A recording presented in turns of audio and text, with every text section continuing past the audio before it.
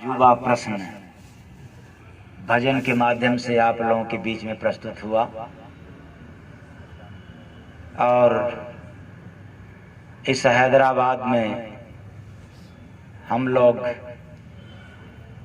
इतना अजीब सवाल को सुना जो सुनने के बाद विवश कर दे रहा है समझने के लिए। एक एक लाइन में प्रश्न है और यह प्रश्न जनता के लिए, समाज के लिए है।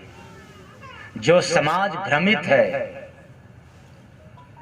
प्रभु के नाम पर, उनके बीच में यह अजूबा सवाल है। तो हर सवाल का एक भी उत्तर किसी भी ज्ञानी और विद्वानियों के पास नहीं है। चाहे वो राम कथाकार हो या भागवत कथाकार हो या मंदिर का पुजारी हो, पंडा हो अथवा कुछ भी हो, एक भी प्रश्न का उनके पास उत्तर नहीं है। यदि उनके पास जवाब रहता तो फिर ये खटकरम आडंबर ढोक पाखंड में रहते नहीं। पहला सवाल, नाम गुरु का भजा नहीं तुम, मिलेंगे कैसे राम। अब आप लोग बताओ, भगवान को मिलने की बात कह रहा हूं या भगवान से बिछड़ने की? मिलने की। लेकिन शर्त है, भगवान ऐसे आज तक किसी को मिले नहीं, ये प्रमाण है। चाहे कितना भी घंटे हिला लो, मुनरी हिला लो, पूजा पाठ कर लो, तीर्थ व्रत कर लो, लेकिन आज तक भगवान ऐसे मिले नहीं। बल्कि बड़ी दुर्गति हुई है उनकी जो भगवान के नाम पर ढोंग रचे हैं और लोगों को रचवा रहे हैं। ये दोनों की दुर्गति होती है। अंधा गुरु बहिरा चेला, होए नरक में ठेलम ठेला। ऐसे गुरुओं से बड़ा सजग रहना, बड़े खतरनाक हैं ये। हम भी डूबेंगे और साथ में ले डूबेंगे, सनम लेकर डूबेंगे, छोड़ने वाले नहीं है। सजग रहना। तो पहला काम है, पहला प्रश्न है कि नाम गुरु का भजा नहीं तो मिलेंगे कैसे राम। बता दो प्रश्न हमारा है, बता दो प्रश्न हमारा है, बता दो प्रश्न हमारा है, बता दो प्रश्न हमारा है। बहुत धीरे धीरे सुना। जब बड़ा मंच रहता है और पब्लिक इतनी रहती है कि सब कुछ उड़ेल देता हूं। आप लोग तो इतने बैठे हैं जितने मेरे साथ लोग रहते हैं। इतना तो बिना माइका के सुनाया करता। फिर भी सवाल बड़ा अजूबा है कि नाम वह भी गुरु का, न कि भगवान का नाम। अब इस बात को समझ लेना है। नाम भी लेना है, नाम की भजन करना भी है, तो गुरु का, प्रभु का नहीं। अब आप लोग कहोगे ये कहां से बाबा आ गया काशी से बेकार की सुनाने वाला, कि नाम भी और वह भी गुरु का नहीं, प्रभु का नहीं, गुरु का। और आप सब लोग राम राम राम राम, मुख में राम बगल में चूड़ी, अपाजब घात काट ले मूड़ी। प्रभु का नाम नहीं। क्यों? प्रभु का नाम है ही नहीं। प्रभु तो बिना नाम का है। अब आप कहेंगे कि ये कैसे हो सकता है? तो प्रमाण है। जिसको राम कथा याद है या रामचरितमानस का अध्ययन करते हो, उनके लिए सीधा साधा प्रमाण है। प्रभु का एक भी नाम नहीं है। हम राम, अल्लाह, वाहे गुरु, गाड जो भी जपते हैं, ये प्रभु का नाम नहीं है। फिर ये किसका नाम है? ये तो गुरु के द्वारा दिया गया हुआ नाम है। क्योंकि राम नाम कौन रखा था? स्वयं भगवान आए थे तो अपने से नाम रखे या किसी गुरु ने रखा? गुरु ने रखा।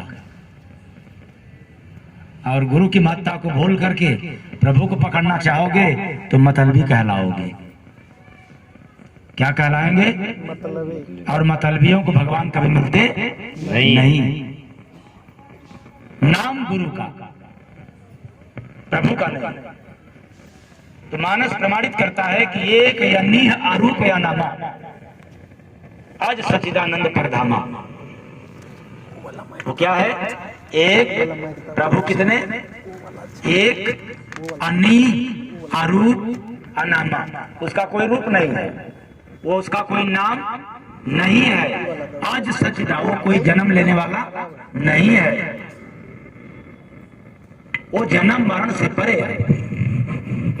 तो एक यानी अरूप या नामा, वो वाला खराब है। एक अनि अरूप अनामा आज सच्चिदानंद पर धामा। वह प्रभु एक है, उसके पास कोई इच्छा नहीं। एक अनि, वह अकेला है, एक है।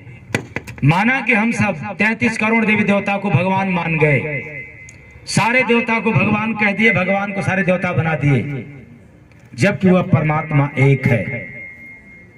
वो तारा नहीं है कि आप लोग कहें कि ये तारा, वो तारा, यहाँ तारा, वहां तारा। वो सूरज है, वो एक अकेला है। और आप लोग महत्व देते हैं क्या? चांद को नहीं, सूरज को देते हैं, तारा को देते हैं। तो प्रभु सूरज के समान अकेला, वो चांद के समान अकेला, वो तारा के समान नहीं है। और आप लोग तारा के समान कहते हो। सारे भगवान देवता हैं और सारे देवता भगवान। ऐसे गुरु को पकड़ करके अंधा गुरु बहिरा चेला होए नरक में ठेलम ठेला। वो प्रभु अकेला है, उसका कोई नाम नहीं है। एक यानी अरूप, उसका कोई रूप नहीं है। जैसे सूरज का क्या रूप है, प्रकाश का क्या रूप है? तो एक अन्य अरूप अनामा, उसका कोई नाम नहीं है। फिर हम लोग नाम में कैसे फंस गए? ये तो गड़बड़ हो गया। आज सच्चिदानंद पर धमाओ तो सबसे परे है, जहां से आत्मा आया है वहां उसका निवास है, लेकिन है कण कण में, हम में, आप में, सब में है वो। वही अंश भगवान राम में भी था और वही अंश भगवान कृष्ण में भी था। अब आप लोग कहोगे कि राम को अंश कह रहे हैं, ये मैं नहीं कह रहा हूं। जिसमें राम की गाथा गाई गई है उसी में है अंशन सहित राम अवतारा। किसके सहित?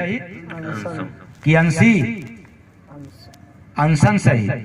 तो देवी देवताओं में भी अंश है, हमारे आप में भी ईश्वर अंश, जीव अविनाशी।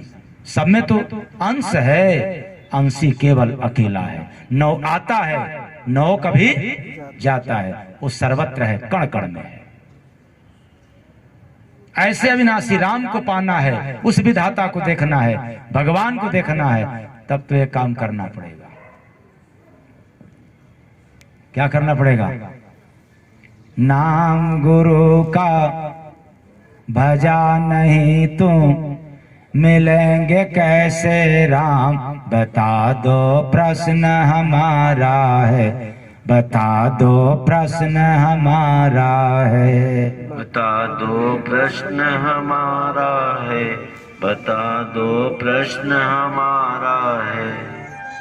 तो मैंने बताया कि भगवान का कोई नाम नहीं होता, इसलिए गुरु के नाम का सहारा। नाम सहारा है, नाम तो आधार है। कलयुग केवल, रामचरितमानस कहता है, कलयुग केवल नाम आधारा, आधारा, सुमिर सुमिर नर उतरहि पारा। तो कोष्ठ में लिख गया राम, यही बात।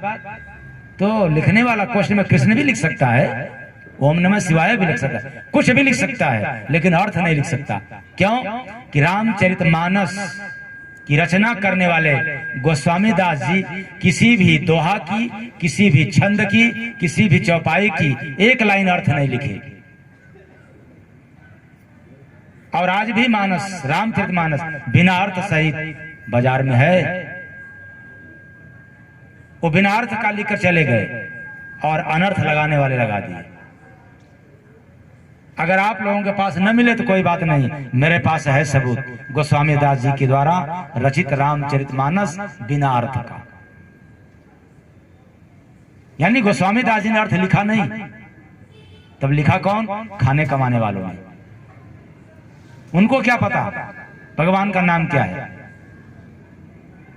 अगर गोस्वामी दास जी लिखते अर्थ तो फिर यह बात क्यों लिखते? उसी नाम के बारे में स्वयं भगवान राम कहते हैं, कहां कहो लगी नाम बड़ाई, राम न सकही नाम गुण गाई। यानी स्वयं भगवान राम उस नाम की महिमा को गाने के लिए असमर्थता जाहिर कर दिया कि मैं उस नाम की महिमा भला क्या गा सकता हूं। कहां कहो लगी नाम बड़ाई, राम न सकही नाम गुण गाई। नाम की गुणगान कोई नहीं कर सकता। तब सोचो, यदि रामचरितमानस की अर्थ गोस्वामी दास जी लिखते तो क्या अपने इष्ट राम के बारे में इस तरह की चौपाई लिखते? लेकिन गोस्वामी दास जी को पता था कि बिना नाम का कुछ होने वाला नहीं है, इसलिए लिखा कलियुग केवल नाम आधारा, और सुमिर सुमिर नर उतर नहीं पारा। और हम लोगों ने क्या समझ लिया? कोष्ठ में लिखने वाला लिख दिया राम, तो हम लोग भी राम राम जपना चालू कर दिया। तो गोस्वामी दास जी क्या लिखे थे? जपत जपत नर उतर नहीं पारा, या सुमिर सुमिर नर उतर नहीं पारा? सुमिर सुमिर। जपने में और सुमिरन करने में दिन और रात का अंतर है। जपता कौन है? जाप कौन करता है? जो मनमुखी होते हैं, जिसको संतों का सानिध्य नहीं मिला वो जाप करते हैं। जिनको संत का शरण मिल गया, संगत मिल गया, वो तो सुमिरन करते हैं। तो आप लोग क्या करते हो? सुमिरन की जाप? जाप करते हैं। जपत जपत नर उतरे ही पारा। और दोष देते हैं रामचरितमानस का, गोस्वामी दास जी का, क्यों पता नहीं क्या लिखकर चला गया। वो तो ऐसा लिखा है कि धरती पर कोई विद्वान नहीं समझ सकता। कोई माई का लाल पैदा नहीं हुआ विद्वान में